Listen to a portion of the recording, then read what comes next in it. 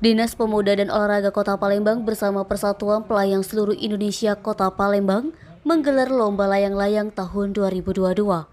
Event ini digelar di pelataran Benteng Kuto Besak Sabtu 12 November 2022. Kepala Dinas Pemuda dan Olahraga Kota Palembang Isnaini Madani membuka Lomba Layang-Layang di Kota Palembang tahun 2022. Melalui perlombaan layang-layang ini, semoga memberi manfaat dalam meningkatkan prestasi olahraga layang-layang dan menjalin silaturahmi. Sementara, Wakil Ketua Persatuan Pelayang Seluruh Indonesia Kota Palembang Wendy Romansyah menuturkan, Lomba Layang-Layang Kota Palembang di tahun 2022 diikuti 62 peserta. 62 peserta ini mewakili masing-masing klub yang tergabung dalam Pelangi Kota Palembang. Ada 62 klub yang tersebar di berbagai daerah atau kecamatan Kota Palembang.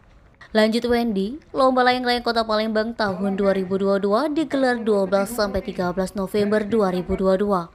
Sistem penilaian adu layang-layang artinya dua peserta dipertandingkan atau diadu hingga mendapatkan pemenangnya. Kendati demikian, Wendy menyebutkan pemenang Lomba Layang-Layang Kota Palembang tahun 2022 akan dipilih 4 juara. Masing-masing juara mendapatkan trofi, sertifikat, dan uang pembinaan jutaan rupiah.